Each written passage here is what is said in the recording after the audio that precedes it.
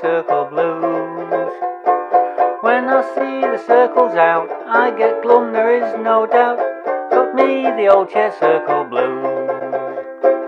When I see chairs in a round, that's when I start to panic. Flap me hands all in the air, the doctor says I'm manic. Oh no, it's not right, association every night. Got me the old chair circle blues.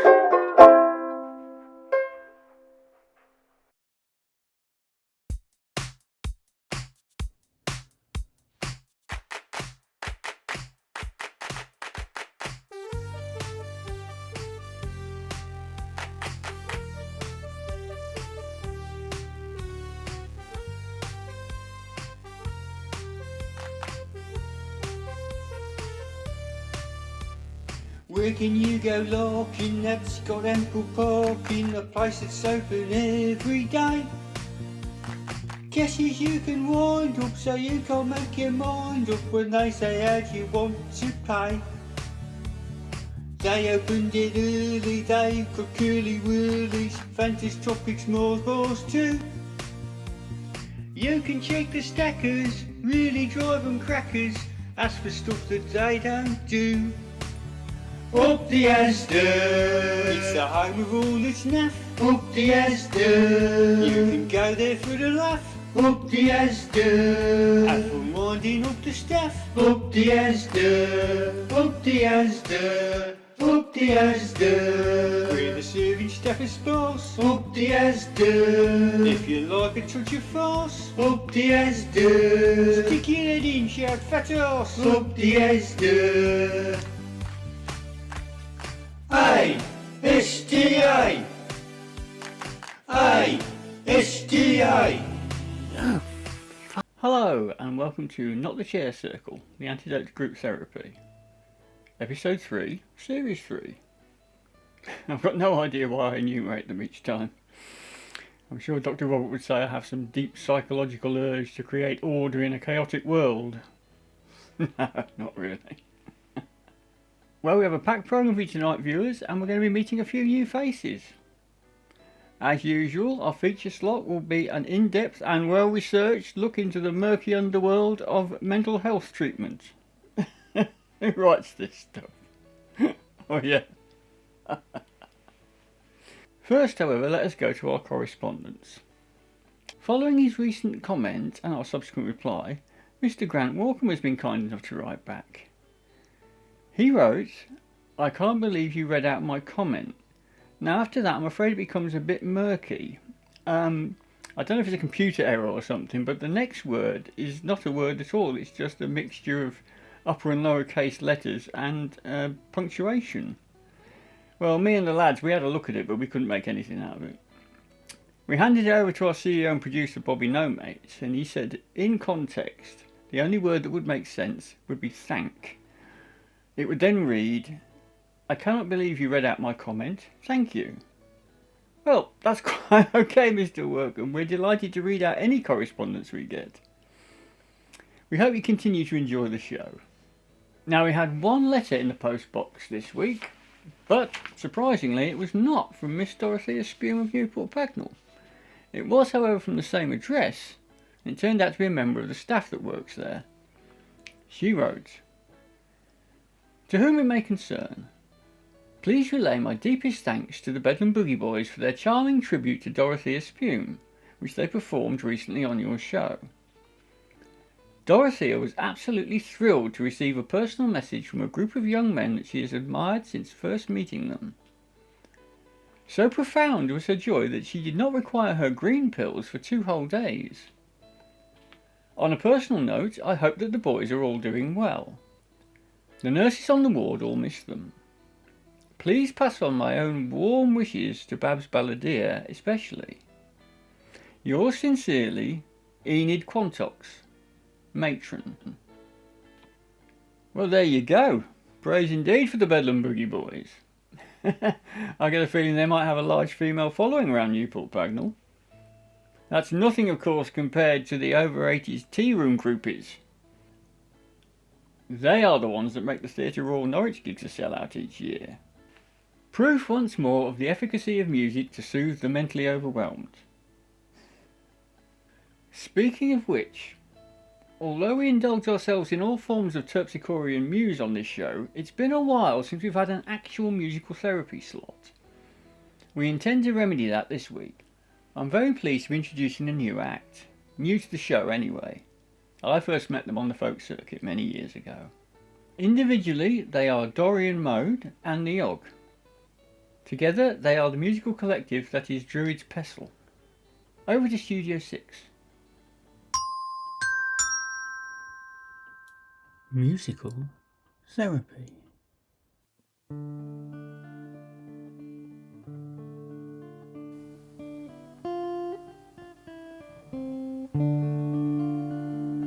All upon a Lammas night, my love did vex me sorely. She left me at the Watford Gap for a biker bound for Chorley. Oh, why cried I, my fickle love? She replied as she straddled his pillion. Your camper van hath lost its charm, his chopper is one in a million. In my camper van we traversed this land, I thought that she ne'er would leave me. And though she swore her love was true, her faithless wiles deceived me. She flattered me, oh sly coquette, said my hair was the mane of a lion. She marvelled as I pressed her pretty dress at my skill with a travelling iron. In days of sun and festival, from Folkestone down to Hadley,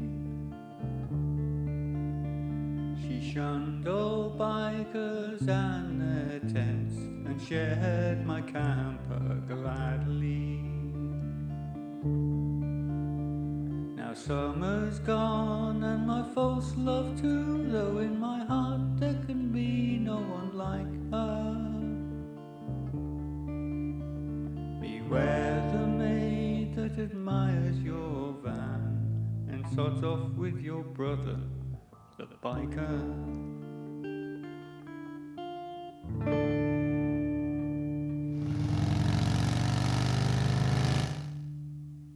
Well, a fine debut from the lads there with a very haunting ballad. Hopefully we're going to be seeing more of them in the future.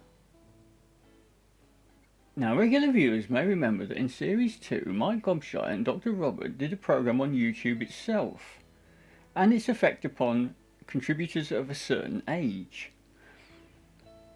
Now, one of the more successful shows highlighted on that slot was the ever-popular Bondage for Beginners with Granny McCready. Well, she's going to be joining us tonight, but in a very different role.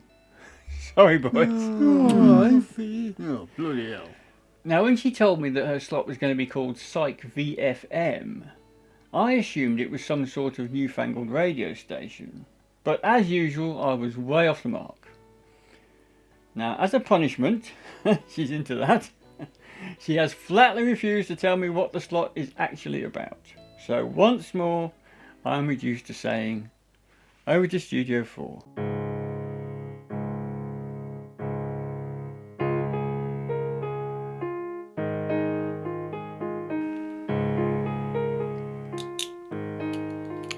Hello dears, my name is Morag McCready. Although the boys around here all call me Granny, cheeky wee devils. I'd give them a slap, but they enjoy it too much and I don't do freebies. Speaking of free, which nothing is in this world, leads me rather nicely onto my topic tonight. Now, in the past there was great stigma attached to being under the therapist, but not anymore. These days, especially across the pond, you are no one unless you're having your head read by some eminent and expensive trick cyclist. Hence the title of my wee slot, Psych VFM. Now those of you in the know will be well aware that VFM stands for value for money. Tonight I propose to give you a few wee pointers on how to get the best bang for your buck, as our transatlantic friends say, when visiting your chosen shrink.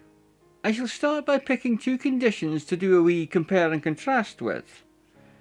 Very popular at the moment are those two old classics, Sociopathy and Psychopathy. For the purposes of the experiment, I shall be posing as a psychopath to visit the local shaman and get the lay of the land. Psycho Granny. Wicht, Shaggy. Cameramen should not only not be seen, they should not be heard either. Cheeky young whelp. Yes, Granny. I must admit though, the boy does have his uses. We got him to break into the doctor's last night and hide a few wee cameras about the place. He's a good boy, Shaggy. Always does what he's told. Aye. For the sociopath, we have enlisted the help of young Miss Prissy. She seemed the ideal candidate. I found her in the ladies, screaming, "Does nobody recognise my pain?" into her mobile. She thinks she's getting a free consultation courtesy of Not the Chair Circle. When told, she announced at the top of her lungs, "At last somebody recognises my frailty." Spoiled wee shite. Now the stingy bastard doctor will never give you two for the price of one, so it's very important to consider what sort of condition you want to present with. There is no point in spending £8 an hour for a wee case of the jitters now, is there? By the way, you will never get the full hour. After 50 minutes, the thieving bastard will say, "We have to stop now." Writing up his notes, my arse. He's off for a fag. Here then are three things to consider before a consultation. Consideration 1. Foot in the door.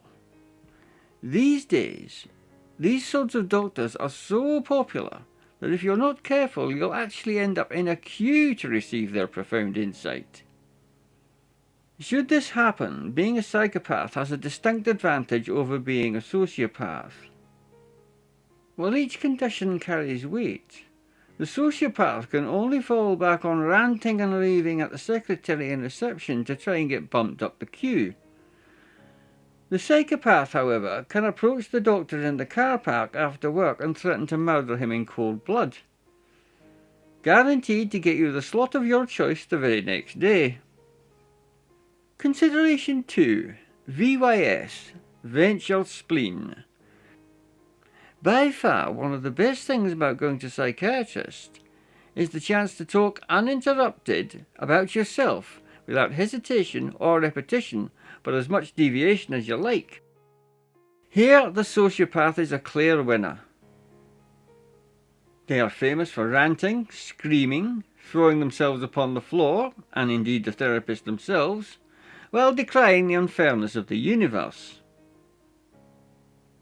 The psychopath, however, has a much cooler image to maintain, and so is confined to merely sitting in the chair and making cryptic comments about society and his ultimate plans for them. Consideration 3. Get out of jail free.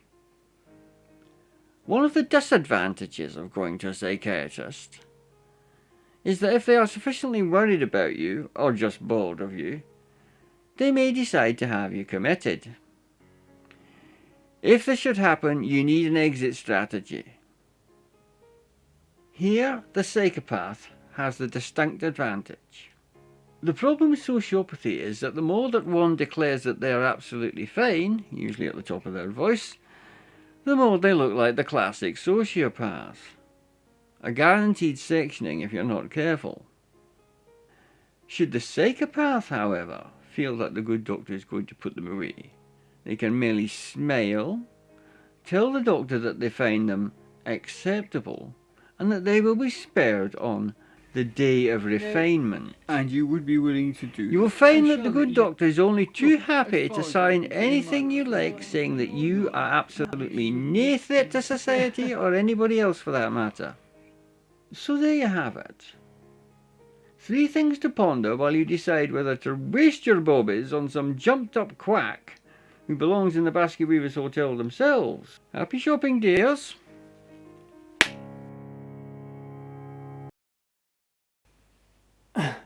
Well, folks, sound advice from someone who definitely knows that many a mickle mag's a muckle. In this instance, I'm not sure if it's caveat emptor or the other way round. Well, let's hope anyway that her words will prevent any unpleasantness in future therapy sessions. Now, in a moment, we're going to go over to the archives for some vintage Bedlam Boogie Boys to play us out. Before that, however, the gang has asked me to pass on their gratitude to you all for showing up to watch our little show today. On a personal note, I, as always, would like to thank you for your kind indulgence. The Bedlam Boogie Boys.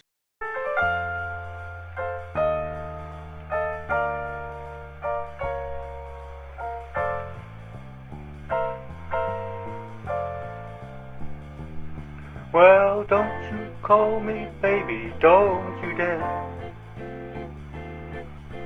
Don't say I'm your sugar, I won't care. You've been seen in the Latin Quarter, doing things you oughtn't in order. Don't you call me baby, don't you dare. The way you're treating me is so unfair. I stay home just tearing out my hair. If I go out it gets me down, watching you run round this town. Don't you call me baby, don't you dare. You have been watching Not the Chair Circle, written, composed and performed by Bob McGowan, ably assisted by the people in his head. This has been a Bobby No Mates production.